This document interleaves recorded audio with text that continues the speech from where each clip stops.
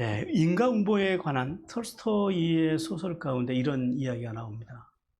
어느 농가에 한 거지가 구걸하러 왔습니다. 농부의 밭에는 토마토, 오이, 가지 등 많은 열매가 있었으나 욕심이 많았던 농부의 아내는 거지에게 썩어가는 마늘 줄기를 주었고, 배가 고팠던 거지는 그것을라도 먹으며 배고픔을 달랬습니다. 훗날 농부의 아내가 죽었을 때에 천사에게 천국에 보내달라고 했습니다. 천사는 마늘 줄기를 잡고 올라가라고 했습니다. 그러나 그것은 썩은 것이었기 때문에 농부의 아내는 천국으로 가다가 그만 줄이 끊어져 지옥에 떨어졌습니다. 이런 이야기입니다. 사람이 뿌린 대로 거둔다라고 하는 이제 그런 교훈을 주는 톨스토이의 이야기입니다. 자, 로마서를 우리가 지금 이신칭의 관점에서 로마서를 계속해서 말씀을 보고 있는데요. 로마서서를 크게 세 등분을 해봐요. 서론 1장에서 1장 1절부터 17절까지가 서론이에요. 사도 바울의 인사말들이 기록되어 있죠. 그리고 1장 18절부터 본론이 어디까지예요? 11장까지. 11장까지가 본론입니다. 11장 36절인데요, 정확하게는. 그리고 12장에서 16장까지가 결론이에요. 자, 본론을 두 개로 나눌 수 있다고 그랬죠. 하나는요, 전반부와 후반부로 나눠요. 본론의 전반부가 어디예요? 1장 18절부터 8장까지, 8장 39절인데 8장까지가 전반부예요. 그리고 후반부는 9장, 10장, 11장까지가 전반부입니다. 자, 그런데 후반부인데 전반부에 전반부도 세 가지 주제를 나눈다 그랬죠. 1장 18절부터 3장 20절까지는 죄와 심판에 대해서. 그걸 통해서요. 왜 인간에게 이신칭의 은혜가 필요하냐라는 거예요. 이신칭의 은혜가 필요한 이유가 왜 그래요? 죄 때문에. 하나님의 심판이 있기 때문에. 죄는 괜찮아요. 근데 이신칭의 은혜가 절대 우리한테 필요한 게 뭐냐면은 하나님의 심판이 죄에는 분명히 따라오기 때문에 필요하다는 거예요. 그리고 3장 21절부터 5장 마지막 절인 5장 21절까지는 칭의에 대한 말씀입니다. 인간은 어떻게 이신칭의의 은혜를 받는지, 그러니까 칭의의 은혜를 받는 원리에 대해서 말씀하세요. 그리고 그 결과로 주어지는 복에 대해서 말씀을 하십니다. 그리고 6장 1절부터 8장까지는 성화에 대한 말씀입니다. 이신칭의 은혜를 받은 인간이 이룩해야 할 성화의 삶, 어떻게 살아갈 거야 됩니다. 사실 이게 중요해요. 그리스도인들은 구원받는 게 문제가 아니고 구원은 쉬워요. 누구나 받을 수 있어요. 믿으면. 근데 중요한 건 뭐냐면 구원 이후 뭐예요? 성화의 삶을 어떻게 살아갈 거냐라는 거. 이게 중요해요. 왜냐하면 이 성화의 삶을 통해서 우리가 끝까지 신앙을 완주할 수 있는지 아니면 중간에 이탈할 수 있는지 이 성화의 삶에서 결정이 된다라는 거예요. 그리고 여기서 이제 율법과 은혜의 역할을 말씀을 합니다. 자, 첫 번째 주제가 뭐였다고요? 죄와 심판에 대한 주제. 그 죄와 심판의 주제에서 우리가 지난 시간에 1장 18절부터 32절까지 1장에서는 뭘 봤어요? 누구에 대한 죄요? 이방인. 이방인의 죄와 그 죄로 인해서 이방인들의 종교적 윤리적인 죄, 그리고 그 죄로 인해서 그들이 어떤 형벌을 받았다고요? 유기, 방치의 형벌을 받았다. 인간이 하나님 앞에서 받는 벌 중에 제일 무서운 벌이 뭐라고요? 유기, 방치의 벌이에요. 그리고 이제 2장 1절부터 3장 8절까지는 누구의 죄에 대한 이야기예요? 유대인들에 대한 죄 이야기. 그래서 지난 2장 1절부터 5절을 통해서 자, 아브라함의 후손으로 할례를 받았기 때문에 자기들만 구원을 받을 수 있다라는 오해를 한 이 유대인들이 율법과 율법의 정신은 다 버리고 도리어 어떤 죄까지 그들이 짓는 죄를 저질렀다고요? 이방인들을 판단하는 죄. 지금 판단에 대해서 말씀하시는 거예요. 판단하는 죄, 이방인들을 함부로 판단하는 죄악까지 저지른 유대인들의 악한 모습에 대해서 이제 하나님께서는 책망하셨어요.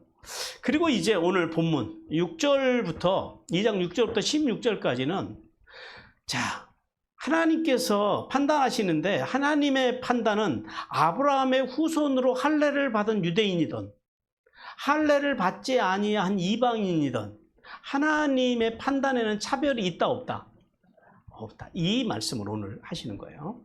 그래서 심판, 하나님의 심판의 판단의 보편성. 하나님은 하나님의 판단의 기준이 무엇인지를 오늘 우리가 정확하게 알아야 됩니다. 자, 이제 우리가 본문 말씀을 통해서 2주간 또 하나님의 음성을 듣게 될 텐데요. 우리 오늘 첫 번째 주시는 하나님의 메시지입니다. 같이 읽습니다. 시작. 하나님은 마지막 순간까지 기다려주시는 분이시지만 때가 되면 각 사람이 행한 대로 차별 없이 판단하시고 보응하신다. 중요한 거는 차별이 없이 보응하신다라는 거예요. 보상하신다라는 거예요. 악은 악대로, 선은 선대로. 자, 먼저 6절에서 8절을 통해서 하나님께서는 인간에게 영생과 영벌을 내리시는 판단의 기준에 대해서 말씀을 하십니다. 그래서 바울이 이 본문 속에서 하나님에 대한 판단의 그 기준을 세 가지로, 판단에 대해서 세 가지로 말씀을 하세요. 먼저 6절에서는 각 사람이 행한 대로 하나님의 판단의 원리에 대해서 말씀하세요. 그 원리가 뭐예요? 각 사람이 행한 대로 보상하시겠다는 거예요. 여기서 그 6절 말씀을 보니까 그러죠. 하나님께서 각 사람에게 행한 대로 보응하시다 그럽니다. 여기서 행하다라고 하는 말이 헬라어로는 에르곤이라고 합니다. 행위. 즉 뭐냐면 하나님은 그 사람이 어떤 행위를 했느냐라는 거예요. 그러니까 선한 행위냐 악한 행위냐 이걸 보시는 거예요. 그래서 선을 행한 사람들, 선을 행하든 악을 행하든 그 사람의 행위대로, 그러니까 하나님의 벌은 공동체적인 벌이 아니에요. 개인적인 벌입니다. 여기서 말씀하시는 거예요. 각 사람의 행위대로 하나님께서 판단하시겠다라는 거예요. 그리고 보응하시되 그러잖아요. 뭐냐면은 하나님께서 갚아주신다라는 거예요. 보상해 주신다라는 거예요. 악은 악으로 보상하시고 선은 선으로 보상하시고. 즉 하나님께서는 율법을 따라서, 그게 뭐예요? 이게 율법의 원리예요. 율법의 원리가 뭐예요? 순종하면 복이고 불순종하면 저주고. 이게 율법의 원리잖아요. 하나님의 판단은 이렇게 임한다라는 거예요. 율법의 원리를 따라서 판단한다. 하나님께서 보상해 주신다라는 거예요. 자, 그런데 여기서 한 가지 우리가 질문이 생겨요. 뭐냐면 행위로 하나님은 우리를 뭘로 심판하신다 그래요? 믿음으로 우리를 구원하신다 그러잖아요. 근데 오늘 여기서는 지금 뭘로 하나님께서 우리를 심판하신대요? 행위로 하신다라는 거예요. 그럼 안 맞잖아요. 믿음으로 구원을 받는 것과 행위로 구원을 받는 거니까 이게 지금 여기서 충돌을 하는 거예요. 그래서 여기서 우리가 자칫 오해하기 쉬운데, 근데 여기서 말씀하시는 행위는 율법의 행위가 아니에요. 왜 그러냐면 율법의 행위로는 구원받을 자가 있다 없다? 없다라는 거예요. 로마서 3장 20절 같이 읽습니다. 시작. 그러므로 율법의 행위로 그의 앞에 의롭다 하심을 얻을 육체가 없나니 율법으로는 죄를 깨달음이니라. 그러면 여기서 말씀하시는 행위라고 하는 게 뭘까요? 율법의 행위가 아니라 여기서 말씀하시는 행위는 뭐냐면 하나님과의 바른 관계, 그러니까 즉 믿음에서 오는 행위예요. 우리가 예수 그리스도를 믿음으로 나타나는 어떤 우리의 행위적인 삶, 그러니까 삶의 열매들, 그것을 의미한다라는 거예요. 믿음으로 드러나는 삶의 행위들. 그래서 그것으로 하나님께서 우리를 판단하신다는 거예요. 그러니까 결국은 뭘 따라서 판단하신다라는 거예요? 믿음을 따라서 판단하신다는 이야기. 바울은 각 사람이 행한 대로 판단하신다라는 말씀을 통해서 유대인들에게 아브라함의 후손이라고 하는 이 외적인 조건만 믿고 율법과 율법의 정신을 상실한 채 무책임하게 살아서는 안 된다라고 말씀을 합니다. 왜냐하면 하나님께서 이스라엘 백성들을 선택하실 때는 뭘 위해서 선택하셨어요?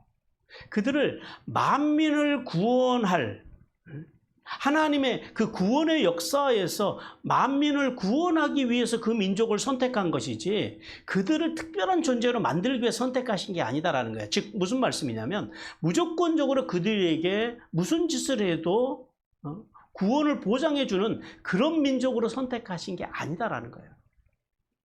하나님의 원리는 뭐예요? 믿으면 순종하면 복이요, 불순종하면 저주예요. 누구라도 똑같다라는 거예요.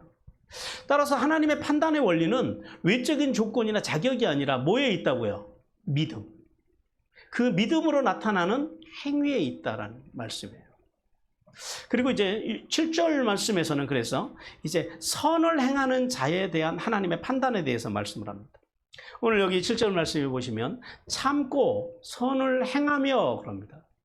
여기서 참고 선을 행하며, 우리 그 개역철정 성경에서는 참는 것 따로 선을 행하는 것 따로 이런 뉘앙스로 지금 번역이 돼 있어요. 근데 이게 원문으로 직역을 해보면 이렇게 돼요. 선행의 인내를 따라서 이렇게 됩니다. 선행의 인내를 따라서. 그러니까 선행과 인내가 한 덩어리라는 거죠.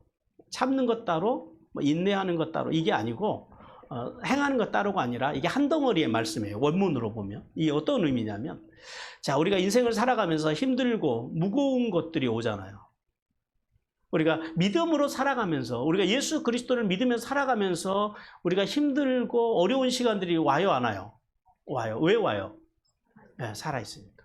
살아있으니까 와요. 근데 그러한 그 어려운 시간이 와도 믿음으로 묵묵하게 참고 견디며 그 믿음 아래 머물러서 살아가는 것, 이것을 참고 선을 행하는 것이라고 말씀하시는 거예요. 그래서 바울은 구원받은 성도로서 우리가 뭘 바라보고 그것을 참아낼 수 있어요? 구원이요.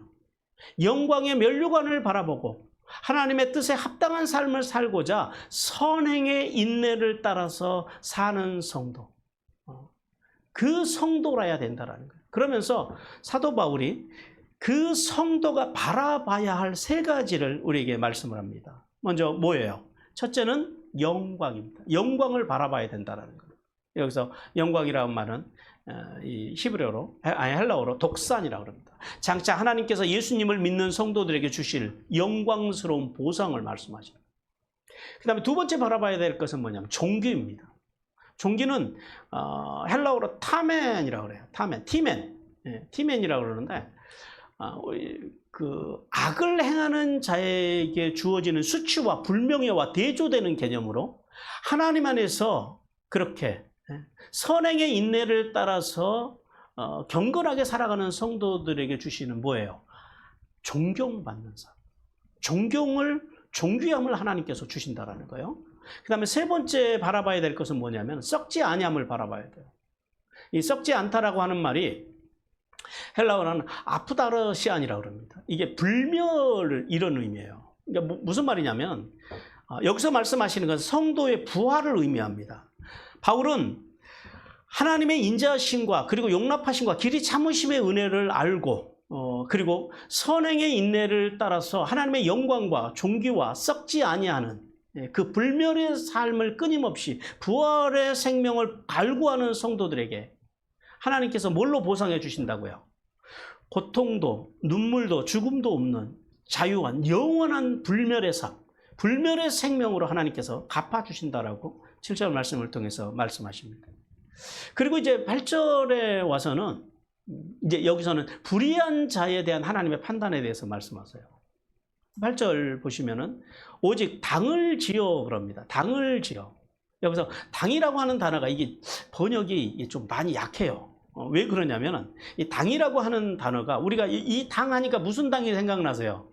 무슨 우리 정치하는데 무슨 당 하잖아요. 그 다음에 뭐 사람들끼리 이렇게 자기들끼리 어떤 공동체 안에서 이렇게 무리를 짓는 것, 이런 것을 생각하잖아요. 근데 그런 의미가 아니에요. 이게 당이라고 하는 의미가 헬라어로 에리데이아스라고 합니다. 이기심을 말하는 거예요. 이기심. 근데 이게 왜 이기심이라고 번역을 하는 게 훨씬 좋았을 텐데 당이라고 번역을 했는지 이게 참 모르겠어요. 이게 어떤 의미냐면 이기심이라고 하는 게 목전에 있는 이익만을 위해서 살아가는 비열한 인간의 본성, 이거를 에리데이아스라고 그래요. 이걸 근데 우리 성경에서는 당으로 번역을 했어요. 그러니까 당을 짓는 자라고 하는 것은 어떤 의미겠어요? 자기의 이익만을 열중하고 자기 중심적인 삶에 몰두하는, 오늘날 우리 심리학에서 말하는 소위 소시오패스와 같은 사람, 이런 사람들을 여기서는 당을 짓는 자라고 그래요. 그런데 자, 이러한 자들에게 사도 바울이 두 가지 특징이 있대요. 하나는 뭐냐면 이 사람들은요 진리를 따르지 않아요. 여기서 진리를 따르지 않는다라고 한다라는 게 뭐냐면 이게 그냥 한 번 안 따르는 게 아니라 지속적으로 진리에 불순종하는 삶을 살아간다는 의미예요. 즉 자신의 이익에만 몰두한 사람들은요 진리를 따라서 살려고 하지 않고 계속적으로 뭐만을 위해서 살아가요? 자기의 유익만을 따라서. 이익이 되면 해요. 이익이 안 되면 안 해요. 이게 이 당을 짓고 살아가는 사람들, 이기심으로 살아가는 사람들의 첫 번째 특징이에요. 그리고 또 하나는 불의를 따라가서 살아간다는 거예요. 여기서 불의를 따르다라는 것은 불의가 뭐예요? 불의가 부정한 행위예요. 부정한 행위를 행한다라는 거예요. 그리고 여기서 따르는 그러죠. 불의를 따르는 이 따르다라고 하는 말이 이게 헬라어로 페이도입니다. 설득하다라는 의미예요. 무슨 말이에요? 불의를 따라간다라고 하는 것은 불의에 설득당해 살아가는 거예요. 의에 설득이 돼서 살아가야 될 인생들이 뭐에 설득돼서 살아간다고요? 불의에 악한 것에 설득되어요. 그러니까 이렇게 당을 짓고 살아가는 사람, 이기적인 그 비열한 본성을 따라가는 사람들은 선한 것에 대해서는 설득을 안 당해요. 그리고 악한 것에 대해서는 귀가 열려서 쉽게 설득을 당하는 그런 특징을 가지고 있다는 거예요. 그래서 바울이 오늘 계속해서 그러죠. 하나님의 진리를 따르지 않고 불의를 따라 죄의 종으로 살아가는 자들에게 그래서 뭐가 임한다고요? 하나님의 진노와 분노가 임한다고 그래요. 근데 이게 이중적인 언어입니다. 진노와 분노. 이게 같은 의미예요. 같은 의미인데 이게 두 단어를 사용해서 한 뜻을 이야기하는 이제 그런 영국인데요. 이 사도 바울은 여기서 오르게라고 하는 진노라고 하는 단어와 그 다음에 디모스라고 하는 이 분노라고 하는 단어, 이 유사한 두 단어를 연속적으로 사용함으로 인해서요. 지금 뭘 말씀하고 싶을 걸까요? 불의의 삶에 설득당해서 살아가는 악한 자들에게 내려지는 하나님의 심판이 크다 작다 그거예요. 그 하나님의 심판이 얼마나 크고 강렬한지를 강조하기 위해서 이렇게 말씀하고 있다는 거예요. 자, 성도 여러분, 하나님께서는 이 말씀을 통해서 우리에게 이렇게 교훈하십니다. 하나님의 교훈 같이 읽겠습니다. 같이 읽습니다. 시작. 심은 대로 거둔다. 우리 속담 중에 어떤 속담이 있어요? 콩 심은 데 콩 나고 팥 심은 데는 팥이 나. 이게 뭐예요? 무슨 일이든지 원인에 따라서 결과가 생긴다라는 거예요. 이게 지금 이런 말씀이죠. 모든 것을 의로움으로 판단하시는 하나님께서는 각 사람이 믿음으로 행하는 대로 갚아주시겠다라고 말씀을 해요.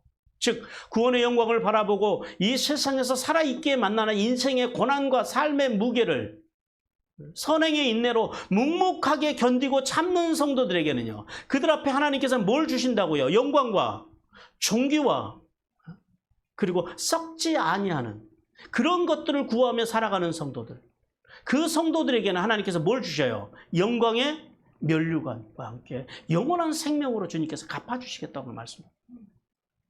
하지만 반대로 하나님의 영광과 생명, 즉 돕고 세우고 살리는 일에는 관심이 없고 오직 자기 어떤 자만심, 자기 이기심, 자기 중심적인 삶을 살아가면서 더 나갔어요. 그런 사람들의 특징이 뭐예요? 사람들을 이용하려고 그래요. 사람들을 이용하고 불의한 삶을 살아가는 사람들에게는요, 하나님의 뭐가 임한다고요? 무시무시한 진노와 하나님의 분노가 임한다라는 사실을 우리에게 말씀하십니다. 세상을 살아가면서 그래서 우리는 정직하고 성실하게 살아가던 사람들이 손해보고 고난당하는 것을 그래서 우리 자주 봐요. 또 반면에 불의를 행하고 사람들을 이용하는 자들이 남부럽지 않게 살아가는 것들도 우리는 많이 봅니다. 그럴 때마다 우리의 마음이 어때요? 우리의 마음이 상해요. 하지만 하나님께서는 오늘 이 말씀을 통해서 뭘 기억하라고요? 심고 거둠의 법칙을 기억하라는 거예요. 그 하나님께서 심게 하시고 거두게 하시는 그 하나님의 법칙을 따라서 절대 그런 상황을 봐도 실망하지 말라라고 말씀하십니다. 왜냐하면 하나님은 분명히 어떻게 하신다고요? 그가 행한 대로 갚으시겠다고 말씀하셨기 때문입니다. 그래서 의인의 고난, 그리고 악인의 그 어떤 형통함, 그 앞에서 하나님 앞에 절절히 정의를 외쳤던 한 선지자가 있었어요. 그가 누구냐면 하박국입니다. 하박국 선지자가 하나님 앞에서 이 의인의 고난과 악인의 형통을 보고 악인들이 되려 심판자가 돼서 온 세상에 악인이 득세하는 것을 보면서 하나님 앞에서 왜 하나님 세상이 이렇습니까? 라고 외쳤어요. 그리고 그가 하나님의 심음과 거둠의 원리를 그가 깨달았어요. 그리고 나서 하박국 선지자가 이렇게 외칩니다. 하박국 2장 20절 같이 읽겠습니다. 시작. 오직 여호와는 그 성전에 계시니 온 땅은 그 앞에서 잠잠할지니라 하시니라. 선지자 하박국은 아무리 세상이 불의하고 부조리가 난무하다 해도 성도가 첫 번째 해야 될 것은 뭐냐면 그 불의하고 부조리한 세상과 동화되지 말라라는 거예요. 진리가 없는 사람들은요. 이 세상 사람들도 이렇게 사는데 우리도 이렇게 살아야 되지 않겠습니까? 라고 말을 해요. 하박국 선지자는 그러지 말라라는 거예요. 그러지 말고 오직 하나님을 경외해야 한다라고 선포합니다. 왜냐하면 하나님은 의로운 심판자로서 당신이 정하신 뜻대로 당신의 때에 반드시 세상을 심판하실 것이며 반드시 악인들에게는 뭘로요? 영벌로. 의로운 사람들에게는요, 영생으로 그가 행한 대로 판결하실 분이시기 때문에 따라서 성도는 사람이 무엇을 심든지 그대로 거두게 된다는 사실을 깨닫고 오직 하나님을 경외함으로 불의하고 불법한 세상 속에 있을지라도 그 세상을 따라가지 말고 뭘 따라가라고요? 선을 따라가고 참고 인내하는 선행의 인내를 통해서 살아가기를 주님께서 원하십니다. 우리 갈라디아서 6장 7절 같이 읽겠습니다. 같이 읽습니다. 시작. 스스로 속이지 말라. 하나님은 업신여김을 받지 아니하시나니 사람이 무엇으로 심든지 그대로 거두리라. 그러므로 성도는 하나님은 오늘도 살아계셔서 악인과 선인을 감찰하시고 선인에게는 영생의 복으로 갚으실 것이고 악인에게는 영벌로 갚으심을 믿고 잠잠히 하나님을 경외하는 삶을 살기를 주님께서 원하십니다. 그리고 이제 앞에서 6절에서 8절 말씀을 통해서 사람이 행한 대로, 각 사람이 행한 대로 심판하신다고 말씀하신 하나님께서는 이제 9절부터 11절을 통해서 그 말씀을 좀 더 구체적으로 우리에게 말씀하십니다. 그래서 악을 행하는 자들이 유대인이든 헬라이든 차별이 있다 없다. 차별이 없이 판단하신다라고 말씀을 해요. 오늘 9절에서 11절을 통해서 사도 바울은 세 가지를 우리에게 말씀을 합니다. 먼저 9절에서는 악을 행하는 자들이 받게 될 보상에 대해서 말씀을 하십니다. 오늘 여기 9절을 보시기 바랍니다. 악을 행하는 그래요. 여기서 행하다고 하는 말이 그냥 한 번 행하는 것이 아니라 어떻게 행하는 사람이야? 습관적으로 악을 행하는 사람. 이런 의미가 있어요. 이게 카르테르 까조메누라 그래요. 그러니까 습관적으로 악을 행하는 것을 의미하고요. 근데 여기 이제 한 가지 좀 주목해야 될 단어가 있는데 각 사람의 영에는 그래요. 그러니까 이게 우리 한글 개역 성경만 보면은 가만히 있어봐. 그러면은 악을 행하는 자에게 육신에는 하나님의 심판이 오지 않고 영에만 심판이 오는가 이렇게 오해할 수 있게 되어 있어요. 근데 사실은 그런 의미가 아니에요. 여러분 죄라고 하는 것이 어디서부터 와요? 육신으로부터 와요? 마음에서부터 와요? 그거예요. 지금 그 이야기를 하는 거예요. 여기서 각 사람의 영에는 이 말씀이 무슨 말씀이냐면 사람의 육체가 아닌 영만을 심판한다는 말씀이 아니라 악을 행하는 모든 사람, 모든 그 인격을 이야기해요. 그 모든 사람이라고 하는 그런 의미예요. 그래서 바울은 습관적으로 악을 행하는 모든 사람에게 하나님께서 반드시 뭘 주신다고요? 보상을 주신다라는 거예요.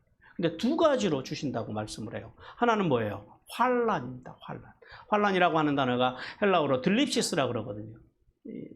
환난, 공고 비슷한 말인데 이게 고난을 의미해요. 그러니까 뭐예요? 안팎으로 당해오는 억압과 그런 어려움들을 환난이라고 그래요. 공고도 마찬가지입니다. 공고는 이 스테노코리아라고 그러는데요. 내적, 외적으로 당하는 고통, 어떤 압박과 불안함, 공포스러움 이런 것을 스테노코리아라고 그래요. 즉 뭐예요? 속에 그 불안이 있다라고 하는 것은 결국 그 속에 뭐가 없다라는 거예요. 평안과 기쁨이 없는 상태를 의미합니다. 이게 공고예요. 바울은 하나님의 뜻에 따라서 행하는 사람들에게는 평안과 기쁨이 있지만 악을 행하는 사람들의 마음속에는 이 평안과 기쁨이 없고 뭐만 가득하다고요? 고난과 고통과 불안과 공포만이 임하게 될 거라. 그러니까 악을 행하고 사는 사람들이 겉모양은 웃고 살아가지만 그 속은요, 그 잠자리는 날마다 불안하고 공포스럽다라는 거예요. 그게 지옥이라는 거죠. 그런데 이 환난과 공고가 임하는데 이게 모든 사람들에게 임하는 게 아니라 이게 임하는 순서가 있어요. 오늘 그 본문 말씀 보면 먼저 누구에게 임한대요? 유대인들에게. 그 다음에는 헬라인들에게, 이방인들에게 임한다 그래요. 왜 그럴까요? 같은 죄를 졌는데. 왜 같은 죄를 졌는데 그 환난과 공고가 유대인들에게 먼저 임하고 그 다음에 헬라인들에게 임한다고 말씀할까요? 하나님께서 차별하시는 걸까요? 아니요. 차별이 아니고 이게 뭐냐면 우선권의 문제입니다. 자, 하나님께서 누구와 최초로 먼저 언약을 맺으셨어요? 유대인들이. 율법을 누구에게 제일 먼저 주셨어요? 유대인들에게. 그 다음에 구원의 복음의 소식, 예수 그리스도가 오신 그 소식을 누구에게 제일 먼저 알려주셨어요? 그거예요. 그 우선순위. 차별이 아니라 우선순위라는 거예요. 그래서 하나님은 언약에 불순종한 심판의 우선권도 누구에게 주는 거예요? 유대인들에게. 이게 공평한 거죠. 헬라인들은 늦게 들었는데, 나중에 들었는데 벌은 먼저 받으면 억울하잖아요. 은혜와 언약과 사랑을 먼저 받은 유대인들에게도 하나님의 심판이 먼저 임한다는 거예요. 우리 누가복음 12장 47절 48절 같이 읽겠습니다. 시작. 주인의 뜻을 알고도 준비하지 아니하고 그 뜻대로 행하지 아니한 종은 많이 맞을 것이요 알지 못하고 맞을 일을 행한 종은 적게 맞으리라. 무릇 많이 받는 자에게는 많이 요구할 것이요 많이 맞는 자에게는 많이 달라 할 것이니라. 그러니까 우리가요, 하나님 앞에서 내가 얼마나 믿었는지, 내가 얼마나 많이 아는지 그걸 자랑할 게 아니에요. 뭘 자랑해야 돼요? 내가 하나님 말씀대로 어떻게 살았는지를 자랑해야 돼요. 이게 그러니까 간증이 많은 교회가 그래서 좋은 교회라고 그러는 거예요. 내가 하나님의 말씀과 말씀의 정신으로 어떻게 살았는지. 그러니까 교회도 마찬가지예요. 교회도 성도가 몇 명이냐, 예배당이 몇 평이냐 이게 중요한 게 아니고, 그것도 중요하죠. 중요하지 않다라는 건 아닌데 중요한데, 그러나 진짜 본질적으로 중요한 게 있다라는 거예요. 뭐요? 교회 안에 하나님의 말씀과 말씀의 정신으로 살려고 하는 성도가 몇 명이냐라는 거예요. 그게 하나님이 보시는 기준이라는 거예요. 그리고 계속해서 10절을 통해서 이제 바울은 선을 행하는 사람들이 받게 될 보응에 대해서, 상급에 대해서 말씀을 합니다. 오늘 여기 선을 행하는 각 사람에게도 마찬가지예요. 이게 계속적으로 선을 행하는 그 사람이에요. 한 번 행하는 사람이 아니라 어떻게 행하는 사람이요? 지속적으로. 계속해서 선을 행하는 사람에게 하나님께서요, 두 가지의 보상을 주신다 그래요. 하나는 뭐예요? 영광과 존귀라고 그래요.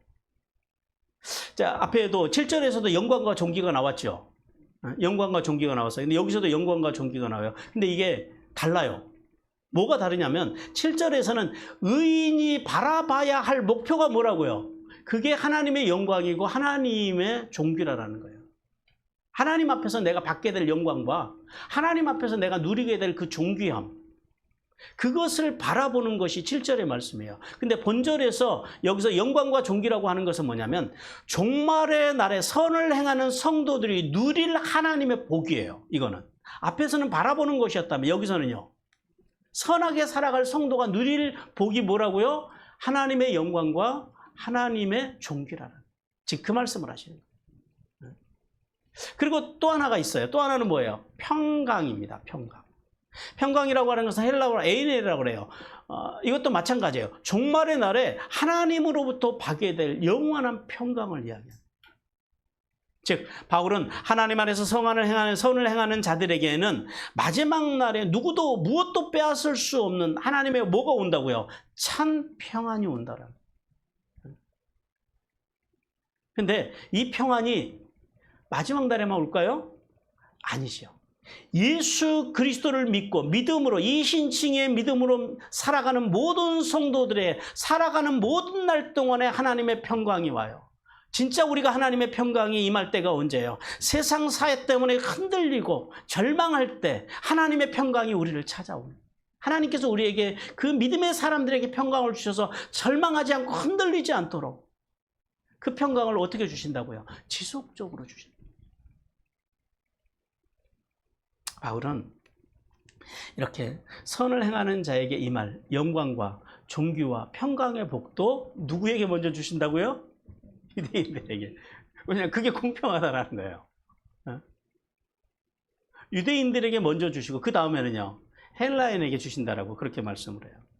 그리고 이제 오늘 마지막 11절을 통해서 바울은 이제 9절 10절에서 말씀한 바와 같이 하나님은 악을 행하는 자에게나 선을 행하는 자를 판단함에 있어서 조금도 편파적이거나 우선순위가 바뀌거나 공평하지 않은 것이 있다 없다? 없다. 이 말씀을 해요. 오늘 여기 11절 말씀을 보니까 그러죠. 외모로 사람을 취하지 아니하시고, 이게 그 원문 그대로 번역을 하잖아요. 이게 프로소폴렘푸시아라고 그래요. 이 원문 그대로 직역을 하면 얼굴을 받아들이면, 그러니까 하나님이 뭘 받으시냐면 이 외모로 취하지 않는다는 게 뭐냐면 원문 그대로 번역을 하면 우리의 얼굴을 보신다라는 거예요. 얼굴이 무슨 뜻이에요? 우리의 정신이 여기에 다 서려 있다라는 거예요. 그러니까 사람이 얼굴을 보면 그 사람이 행복한지 불행한지 그 사람의 본질을 우리는 알 수 있다라는 거예요. 자, 하나님께서는 사람을 판단하고 심판하시는 기준이 뭐라고요? 사람의 얼굴이에요. 외모. 그러니까 얼굴 뭐예요? 그 속에 있는 것을 보시는 거예요. 그러니까 외모는 안 보시는 거예요. 즉 인종이나 신분이나 교육이나 그의 배경이나 이런 외적인 조건에 대해서는 하나님께서 관심이 있다 없다? 거긴 별로 없어요. 오직 하나님의 관심은 뭐예요? 이 신칭이 무엇을 믿느냐라는 거예요. 여러분 뭘 믿으세요? 여러분 우리가 믿는다 그러잖아요. 뭘 믿으세요? 믿음이 뭐예요? 하나님의 말씀을 믿는, 그게 믿음. 말씀이 없는 건 믿음이 아니에요. 죄송하지만 많은 사람들이 예수님의 말씀대로 교회에 와서 주여 주여 해요. 근데 말씀에는 관심이 없어요. 뭘 가지고 믿을 거예요? 아니, 집에서 밥을 해야 되잖아요. 주부들이 뭘 가지고 밥을 해야 돼요? 쌀을 가지고 해야죠. 근데 쌀이 없어요. 근데 밥한다 그래요. 그럼 빈 공기만 나오는 거죠. 똑같아요. 믿음도. 말씀이 없는 믿음은 그걸 믿음이라고 하지 않는 거예요. 그걸 뭐라 그래요? 종교라고 하는 거예요. 그 종교에서 나올 수 있는 것은요, 빈 껍데기밖에 없다라는 거죠. 하나님은 오직 우리가 무엇을 믿는지, 무엇을 행했는지에 따라서 심판하십니다. 우리 에베소서 6장 9절 같이 읽겠습니다. 시작. 상전들아 너희도 그들에게 이와 같이 하고 위협을 붙이라. 이는 그들과 너희 상전이 하늘에 계시고 그에게는 사람을 외모로 취하는 일이 없는 줄 너희가 암이라. 상다론 하나님께서는 이 그 본문을 통해서 우리에게 이렇게 교훈하십니다. 주님의 교훈 같이 듣겠습니다. 시작. 믿음이 없는 모든 인간은 절대 하나님의 진노를 피할 수 없다. 예, 선민사상이라고 하는 게 뭐예요? 아브라함의 후손이기 때문에 우리가 구원을 받는다고 하는 게 이게 선민사상이에요. 유대인들이 뭐에 빠졌다고요? 여기에 빠졌다라는 거예요. 근데 여기에 빠진 것만 해도 죄악인데 이들이 어느 죄까지 나갔다고요? 그것을 가지고 나는 구원받은 사람, 나는 왜? 아브라함의 후손이니까. 그러면서 아브라함의 후손이 아닌 이방인들을 향해서 뭐라고 해요? 판단하는 거예요. 뭐라고? 저 구원받지 못할 사람들. 이렇게 판단하는 죄까지 지었다라는 거예요. 그런 유대인들을 향해서 하나님께서는 사람을 외모로 판단하지 아니하시고, 하나님은 어떻게 사람을 판단하신다고요? 유대인이든지 헬라이든지 각 사람이 뭐한 대로요? 믿음의 행위대로 하나님께서는 판단하신다고 말씀해요. 하나님께서는 사람의 판단, 각 사람을 판단하는 기준에 대해서 일찍이 시내산에서 말씀을 하셨어요. 출애굽기에서 19장에서 20장까지는 시내산에서 하나님께서 말씀을 주시는 장이잖아요.